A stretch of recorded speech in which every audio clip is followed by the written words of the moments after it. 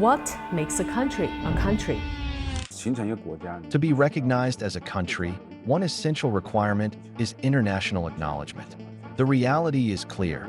There is no nation in the world officially named Taiwan.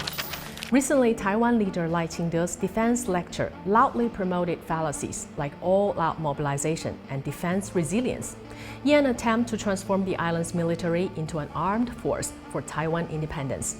But who exactly are Lai defending? Obviously, not the people in Taiwan.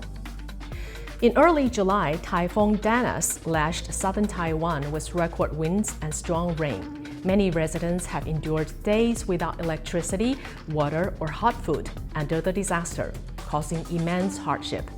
When seeing Lai Ching-te inspecting the damage, some residents appealed for assistance.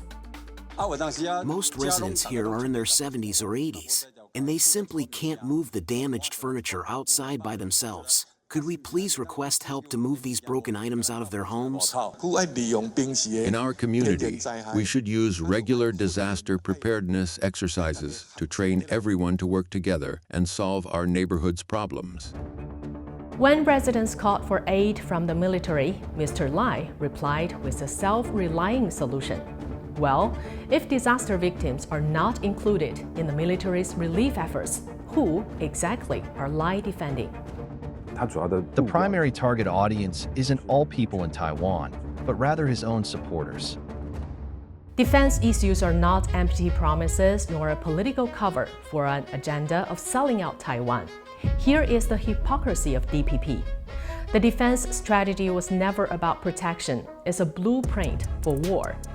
By militarizing the island, inviting foreign interference, and acting as a pawn to contain China, sacrificing Taiwan's stability for political theater.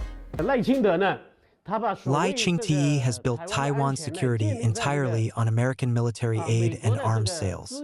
But this narrative has already sparked widespread skepticism in Taiwan society. The U.S. has no desire to see the peaceful reunification of the two sides of the straits. In fact, who wants war between two sides of the straits most? The Americans. They profit from it, weakening China, draining its resources, and selling weapons to Taiwan.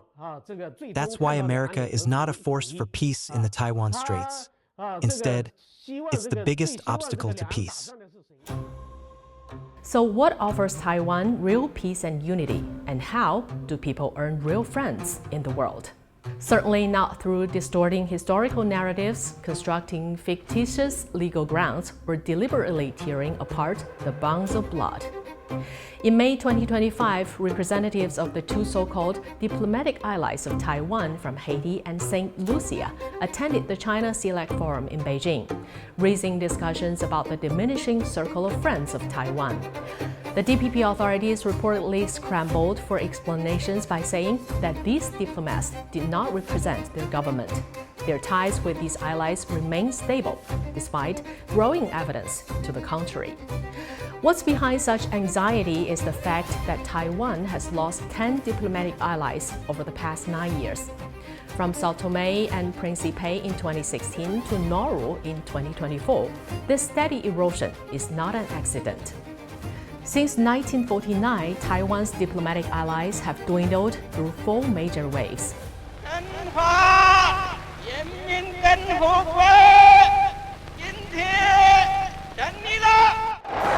Within half a year since the People's Republic of China was founded in 1949, 14 countries cut ties with the island, making the number of its allies plummeted to 38.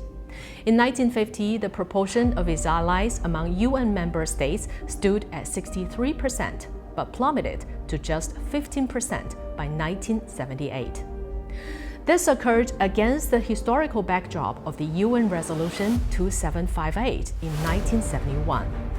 The first wave of Taiwan's diplomatic breakups lasted to 1979, when the U.S. ended diplomatic ties with Taiwan and established diplomatic relations with the People's Republic of China. In 1995, when Li Denghui was the leader of the Taiwan authorities, his illegitimate and provocative tour to the U.S. triggered a second diplomatic crisis, with all of its key allies severing ties.